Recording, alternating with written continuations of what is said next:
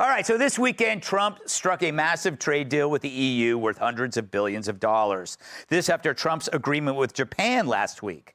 So you see a pattern here. Trump is solving America's problems one after the other and making cash for us along the way. Trump threatens tariffs and countries give in faster than Hunter Biden at hooker camp. Here at the Vazquez Report, we want to thank you for helping us reach 3,000 hours worth of watch time and over 400 subscribers so far. We know we're a small channel. Yes, and a family-operated channel. We thank you for helping us throughout our journey, and we look forward to providing more quality content for y'all to watch. Got anything to say? Yeah. Hi, guys. In this episode of the Vazquez Report, we're going to go over the major trade deals that Trump has struck with other countries internationally. The UK, the EU, South Korea, Japan, and others, along with GDP growth that was larger than expected. All this and more on the Vazquez Report, and it happens right now.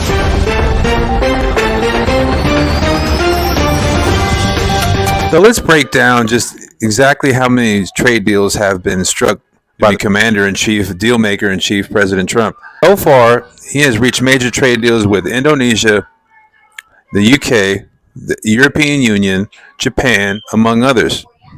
We're going to go ahead and cover all those major trade deals in detail so you understand exactly what the components are when it comes to who is getting what and how those conditions favor the United States. Let's go over the major trade announcements and break down each one country by country. The first major one being the European Union, where President Trump secured over $1 trillion worth of foreign investment from the countries involved in that. To go over more of the details, let's cut to this clip. With the EU, for instance, Trump threatened a 50% tariff rate, forced the EU Commission to make a whole load of concessions, including buying $750 billion worth of American energy products over the next 3 years, and investing $600 billion into the US, before settling for a 15% tariff anyway. 15% is obviously lower than 50%, but it's still far higher than the roughly 4% average tariff that the EU was facing before Trump. You may be asking, why was the EU so quick to acquiesce to Trump? Well, apparently it's because they were in fear of getting charged a 50% tariff rather than settling for a 15% tariff. On top of the fact that the U.S. being a consumer-based economy, they stood the risk of losing a large chunk of their customer base. So in order to avoid all of that, they acquiesced to Trump's demands and are now paying a 50% tariff, along with dedicating over $1 trillion worth of investment into the United States. The next major trade deal was brought forth by Japan, one of our major trade allies and also allies internationally. The deal with Japan, which Trump announced a week earlier, followed a similar pattern. Trump threatened a 35% tariff, forced Japan into making a whole load of concessions, including expansions of rice imports from the US, and a commitment to invest $550 billion in the US, before setting it at a 15% tariff anyway. The trade agreement reached between the United States and Japan was more favorable towards the United States, especially when you consider that they secured over $550 billion worth of foreign investment from Japan in the agreement. Negotiations with other major countries were ongoing also. Let's look at a few more of those. The United States was able to reach trade agreements between 2 other Asian countries as well, with Vietnam and also with Indonesia. More on the framework of the trade agreements, let's look more into the details. With Indonesia, Trump threatened a 32% tariff. Indonesia agreed to reduce tariffs on US imports, buy $15 billion worth of American energy products, and 50 Boeing jets. And Trump then brought the tariff rate down to 19%. In Vietnam, Trump threatened a 46% tariff. Vietnam agreed to reduce tariffs on US imports and take steps to limit transshipments, i.e. Chinese exports being rerouted via Vietnam, and Trump brought the tariff rate down to 20%. You may be asking, where did this all originate from? If you don't remember that day, it was called Liberation Day, where he announced that the United States will no longer be taken advantage of when it came to fair trade, and he announced tariffs worldwide for our trade partners that didn't reciprocate fair trade with the United States.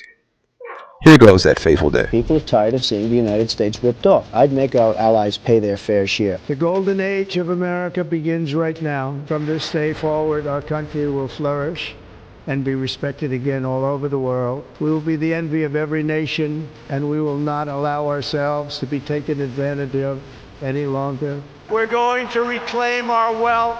This is the beginning of Liberation Day in America. When the left-wing media first got word of Trump enacting tariffs on our trade partners and internationally in order to negotiate fair trade, they thought it would doom the economy and cause a recession.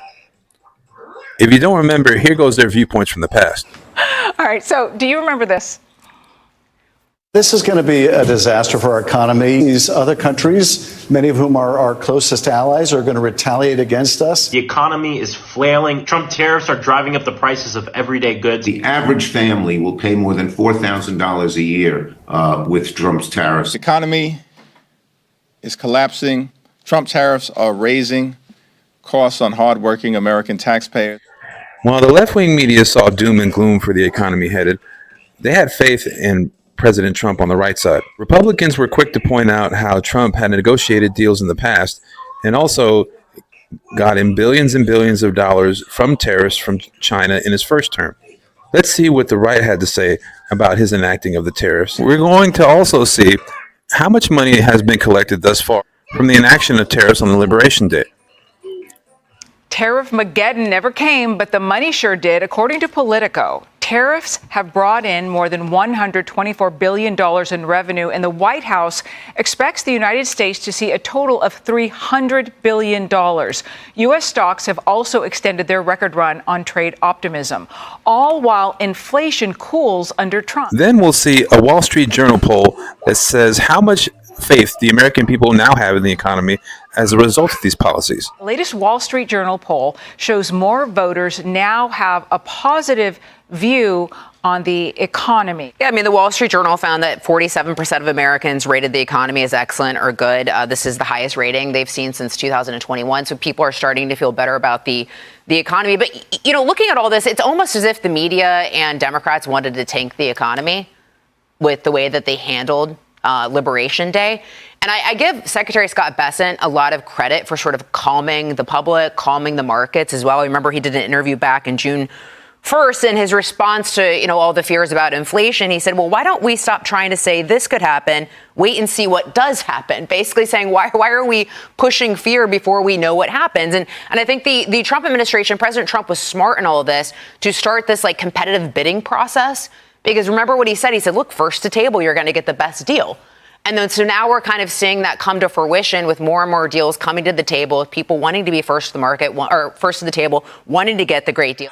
While most Democrats thought it was career suicide to give Trump any kind of credit for the job that he's doing in his second term, some other Democrats had the balls to say, yeah, Trump, you're doing a good job. The two people with the balls to say it were Senator John Fetterman and late-night talk show host and political pundit Bill Maher. Let's listen to Senator John Fetterman first. I think right now Trump is winning the trade war. Do you agree with those who think he is? I mean, absolutely. I think that, I mean, obviously what happened at the EU, and again, I'm a huge fan of Bill Maher, and I mean, I think he's really one of the oracles for my party, and he acknowledged, it's like, hey, he thought that the tariffs were going to tank the economy, and he acknowledged that it did. So, I mean, so. Although it probably hurt for them to admit it, I'm glad that they had their opinion and stuck to it. Now here's Bill Maher with his take on it. I, along with probably most people, were saying at the beginning, oh, you know, by the 4th of July, somebody had to think how the country was, the economy was going to be tanked by then. The stock market is at record highs. I know not everybody lives by the stock market. I would have thought, and I got to own it, that these tariffs were going to sink this economy by this time, and they didn't. So, you know, how do we deal with that fact? Because that's the fact. Here's Gutfeld cracking a joke on Bill Maher after the fact, too. This is funny. It seems Bill's slowly coming around. I reckon he's a tariff away from sunbathing at Mar-a-Lago. What's more, even CNN got into the act. Here goes Smirkoni saying something about how it's in Democrats' best interest to admit when Trump is right. Am I in the Twilight Zone? Let's check this out. It might sound counterintuitive, but maybe what's in the party's best interest is to, dare I say, agree with Trump from time to time. Acknowledge wins on issues like NATO, trade, and the border, which have yielded some positive results, even while disagreeing with the way in which they came.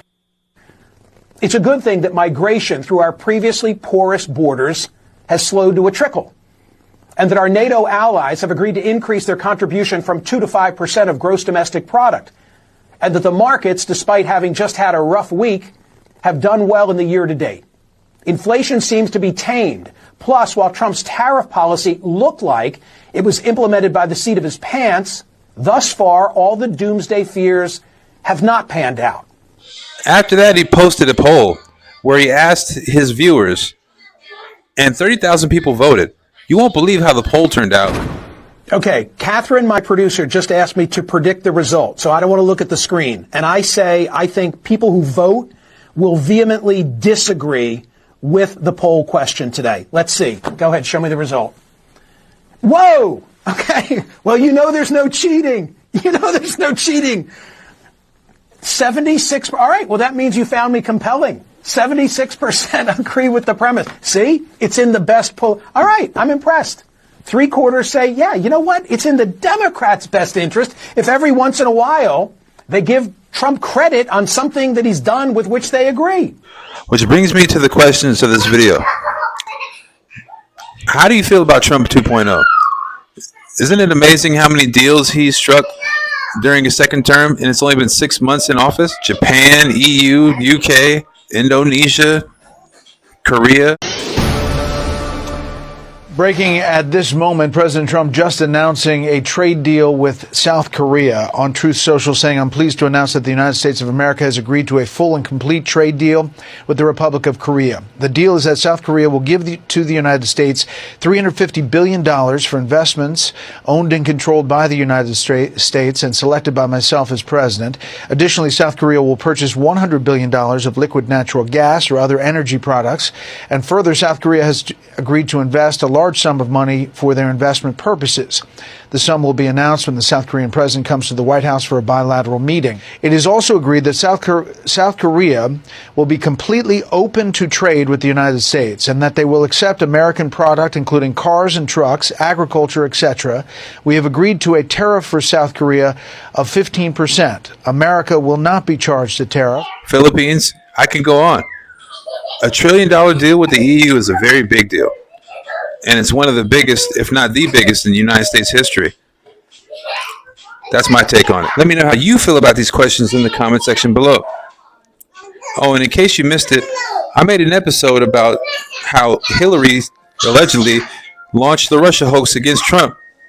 She did it to distract the attention away from her. If you want to know the whole entire story, don't worry, because it's coming up right here. This has been the Vazquez Report. Until next time.